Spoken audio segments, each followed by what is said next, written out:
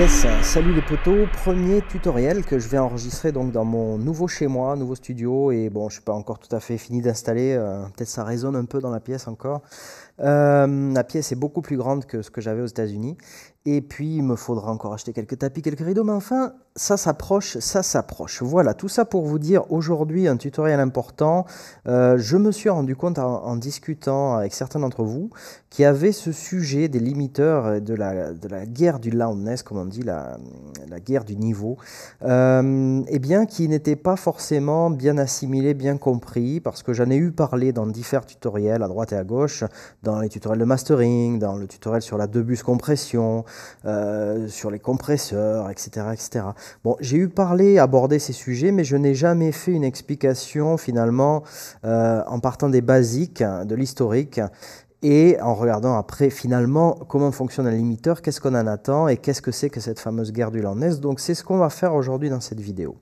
Alors pourquoi c'est important? D'une part parce que lorsque vous travaillez sur votre mix, ça va vous permettre d'y voir plus clair en anticipant sur la phase à suivre de mastering et de comprendre un petit peu plus qu'est-ce que vous pouvez attendre ou ne pas attendre du mastering, qu'est-ce que vous pouvez faire par vous-même ou pas. Bref, quels sont les enjeux à ce niveau-là. Et justement, pour comprendre ça, il faut faire, comme je vous disais à l'instant, un petit peu d'historique et reparler un petit peu de l'évolution du digital, notamment depuis les années 80. Donc regardez un petit peu déjà, pour ceux qui n'auraient pas bien clair dans leur esprit, qu'est-ce que c'est que cette fameuse loudness war, guerre du loudness, guerre du niveau, guerre de la puissance sonore. Eh bien, si on se replace dans les années 80, à l'époque où le CD était émergent, avant c'était des cassettes ou des vinyles, mais bon, disons que le CD arrive, donc le premier support numérique, digital, grand public, et on commence à graver les disques, les chansons sur CD. Mais cela dit, on gravait à l'époque les chansons sur CD de la même manière qu'on se comportait en analogique. Et donc on ne se souciait pas trop du niveau global, on se disait, bah, ma foi, je fais mon mix, il a le niveau qu'il a, et si le public, le client veut écouter plus fort, bah, tout simplement, il a son bouton de volume chez lui, il monte son volume et il écoutera plus fort. Bon. Donc ça, c'était la philosophie de l'époque. Donc on gravait en 1980-83, comme vous voyez ici, avec un niveau tout à fait raisonnable sur le CD. Les waves étaient à un niveau relativement faible. Donc ce qu'on appelle la dynamic range, abrévié DR, c'est la différence entre le passage le plus fort de la chanson et le passage le plus faible, d'accord? Bon, on va en reparler tout au long de cette vidéo, et j'en ai déjà parlé dans le tuto sur le mastering, j'en ai déjà parlé dans le tuto sur la 2 bus compression, etc. etc. Donc je vous y réfère. Donc plus les années ont passé, comme vous pouvez le voir sur ce schéma, plus on s'est mis à donner du niveau à nos sons, et ça a été un peu la guerre dans ce sens que chacun voulait avoir sa track qui sonne plus fort que celle du copain, c'est-à-dire que quand on passe à la radio, on voulait que notre track sonne plus fort parce que il y a cette tendance lorsque un son est plus fort à trouver qu'il sonne mieux. C'est complètement psychoacoustique, psychologique si vous voulez, mais c'est la réalité. Donc cette tendance est allée en grimpant jusqu'à arriver à des extrêmes, et c'est ce qu'on va regarder. Si vous voulez, ce qu'il faut comprendre, c'est que vous voyez ici une wave d'un mix qui n'est pas masterisé, n'est-ce pas?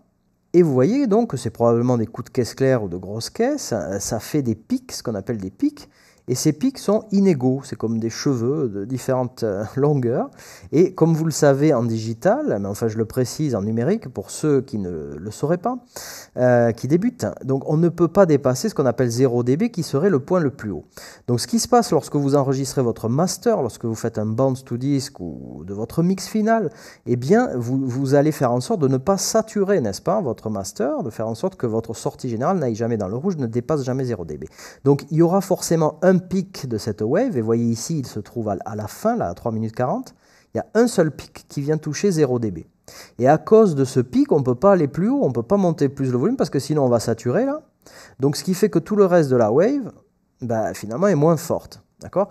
Donc quelle est la solution, finalement, pour rendre ce morceau plus fort? Eh bien, c'est de couper les pics, de couper tous ces cheveux qui dépassent, pour obtenir une wave, si vous voulez, qui sera toute limée, toute droite au niveau de ses pics, et du fait qu'elle sera toute droite, qu'il n'y aura plus tous ces dépassements, on pourra la mettre plus fort pour qu'elle arrive tout entière à 0 dB. D'accord? Donc c'est ce qui se passe ici. Vous voyez, on coupe les cheveux. Donc les outils pour couper les cheveux de ces waves, justement, ce sont les limiteurs, entre autres. Avec les limiteurs, on va couper ces petits bouts qui dépassent. La wave va devenir toute plate, toute carrée. Et du coup, on va pouvoir pousser son volume pour que ces bouts tout plats se retrouvent tout en haut ici à 0 dB. D'accord? Bien. Donc ça, c'est le principe global. Alors, ici, vous voyez un autre exemple du même master, la même chanson. En 1986, le master sortait comme cela sur le CD, qui est plein de pics disparates. Ensuite, en 2001, la même track remasterisée, vous voyez que le niveau a été largement boosté. Et la même track encore remasterisée 8 ans plus tard, en 2009, vous voyez qu'il y a encore moins de pics, encore moins de crêtes. D'accord? Donc tout ça, quand on parle de dynamic range, là ici vous voyez un schéma, la guerre du loudness, la dynamic range, eh bien vous avez un certain nombre de morceaux avec les années, vous voyez de 1985 à 2009, vous voyez la diminution de cette dynamic range, c'est-à-dire la différence qu'il y a entre les parties les plus faibles et les pics les plus hauts dans un titre. En 1985, on pouvait avoir 16 décibels, on appelle ça DR16, d'écart entre les pics les plus hauts et les pics les plus bas. Et petit à petit, vous voyez que des titres sont sortis dans le marché où cette dynamic range s'est réduite. 10 ans plus tard, dans les années 90, on n'en est plus qu'à une dynamic range de 10 dB. En 10 ans, on va encore perdre 2 dB jusqu'au début de l'an 2000, avoir la plupart des titres avec une dynamic range à 8 dB. Et de l'an 2000 à nos jours, cette dynamic range s'est encore réduite en passant à 6, 5, 4, 3. 3 dB de dynamic range, ce qui est vraiment très peu. Et il y a même eu certaines tentatives de faire des masters, certains albums avec une dynamic range encore plus faible que ça. Bon, donc évidemment, il faut savoir que plus on réduit cette dynamic range, plus on est susceptible de ramener des saturations, et ça va être un peu ce que je vais essayer de vous expliquer aujourd'hui. Et les ingénieurs du son, de mastering et de mix se demandent comment toujours diminuer cette dynamic range. Pourquoi? Pour avoir une track toujours plus puissante, avec toujours plus de loudness, d'impact sonore, sans pour autant saturer trop. Parce qu'il faut savoir que à partir du moment de toute façon où on descend en dessous de 10 en dynamic range, on amène de la saturation. Et plus on descend, plus cette saturation devient audible. D'accord?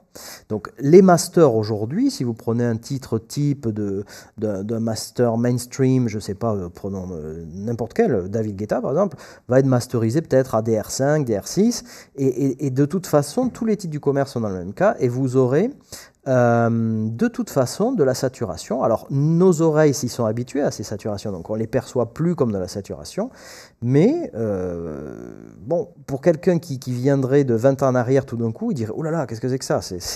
C'est trop hot comme niveau, c'est trop saturé. » Okay, bon, donc voilà, il faut savoir que l'oreille humaine évidemment s'adapte, et les goûts aussi, les perceptions changent avec le temps.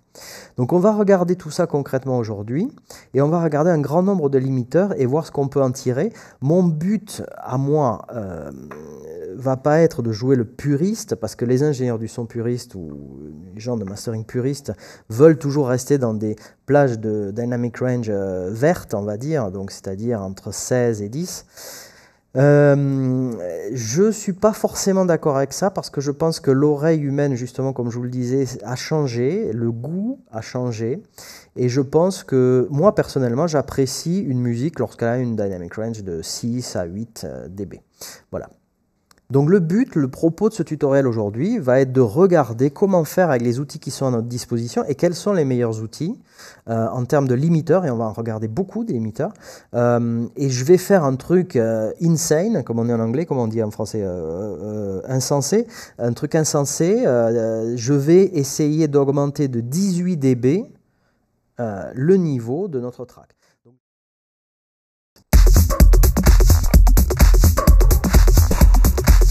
On est à DR6, voilà. Bon, mais DR6, c'est pas nul, hein. Je veux dire, pour avoir une telle patate, un tel punch, sans avoir rien perdu du mix, c'est beau, c'est puissant, c'est net, c'est clair, et être à DR6, c'est pas nul du tout, hein. Il y a plein de disques aujourd'hui qui sortent à DR6, donc il n'y a pas du tout de honte à avoir. Maintenant, si vous voulez aller au-delà, effectivement, on va utiliser d'autres techniques. C'est-à-dire quelqu'un qui voudrait aller au-delà de DR6 sur cette musique-là, sans saturation, un limiteur comme le Sonox n'y suffirait pas. Dans ce cas-là, il faut employer d'autres techniques, c'est-à-dire les limiteurs ne sont pas toujours suffisants hein, pour descendre la dynamic range. Il y a d'autres méthodes. Et si ça vous intéresse, je pense que ça vous intéressera de les connaître, je leur dédierai un tutoriel. Ce sont des méthodes un petit peu plus top secrètes, évidemment. Voilà, bon, comme toujours. On va conclure ici cette première vidéo. Je vous laisse expérimenter pour ceux d'entre vous qui ont ce plug, extraordinaire plugin que ce Sonox. Et dans la vidéo suivante, je vais vous présenter plein de limiteurs concurrents du Sonox, dont certains sont excellentissimes. Je pense au FabFilter, je pense au Voxengo, on aura l'occasion de voir tout ça. D'autres sont moins bons, bon, encore que ça dépend des styles de musique, je vais vous préciser tout ça. Et au passage, je vous donnerai plein de trucs et astuces avec ces limiteurs. Et on parlera aussi des limiteurs multibandes, mais on n'entrera pas dans les détails parce que là, ça serait peut-être un sujet pour la suite de cette vidéo, dans un autre tuto, là, de parler des limiteurs multibandes où les choses se compliquent un petit peu à ce moment-là. Voilà, à tout de suite pour la vidéo suivante. Ciao.